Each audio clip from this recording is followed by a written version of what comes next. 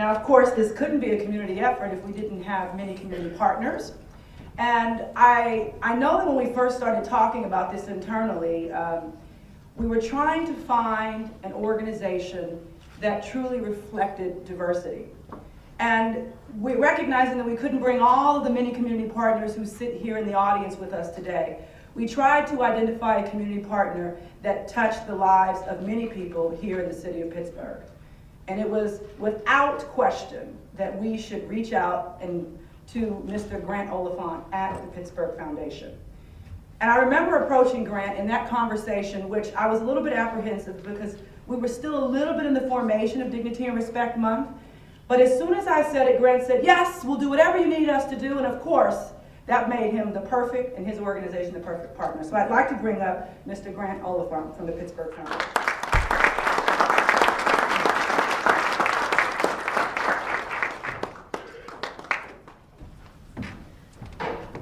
Morning, everyone. Morning. I moved to Pittsburgh in 1991 from Washington, D.C., and some of you have probably heard this story before, so I apologize. But I was struck when I moved here in 91 by a number of things. You know, one was that it was the sort of place that I came to here expecting in terms of a great place to raise children with lots of cultural amenities and lots of wonderful people. But I was really struck by two things in particular that didn't quite fit the picture that I had hoped for and wanted. And one, I used to relay this to colleagues back in Washington this way by saying, you know, this is a fabulous place, but I feel a bit like I've fallen through a time warp. And and you know, everybody chuckles about that, but one of the ways in which I feel like I've fallen through a time warp is it feels like it's 20 years behind the times on gender, and it feels like it's 30 years behind the times on race, and that's going to hold us back. We've got to figure that out.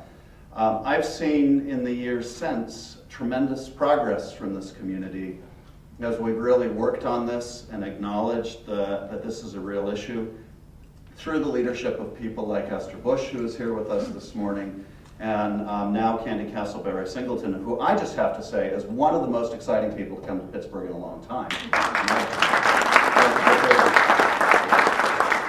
And I think that's embodied by the fact that here you have somebody who's a corporate resource. You know, she's working for UPMC, and yet she is making herself, and UPMC is letting her become a community resource.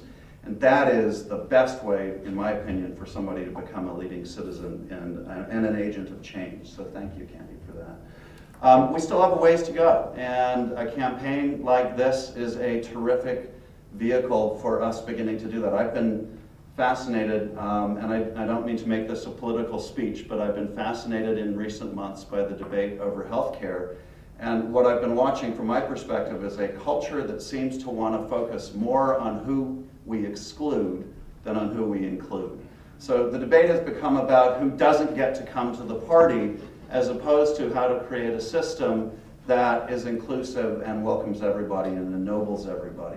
And it's one of the things that not just Pittsburgh, but our entire country has to change. The change begins here. It begins at the community level, but it is this idea of having a society where everybody counts. And that it's not okay if some people are excluded, and it's not okay if there's some people who we throw away. There are no throwaway human beings. So that's the sort of culture and the sort of community that I think we so desperately want to create. And when we went through our own strategic planning process over the course of the past year at the Pittsburgh Foundation, we looked at diversity and inclusion. We embraced it as core principles for the work that we want to do. And we went through the same question process of asking, well, what does this really mean in terms of our own practices, how we make grants, the sort of organizations we affiliate with? And the issue is about whose voice you're listening to and who you're letting into the room, and how you're making sure that everybody is welcome at the table. And we really concluded through our own process that it really begins with the idea of dignity and respect, and respecting every human being as being valid and needing to be at the table and having their voice heard. So it is a great privilege. When Candy mentioned this to me, of course I said yes, because it's Candy and you don't say no to Candy.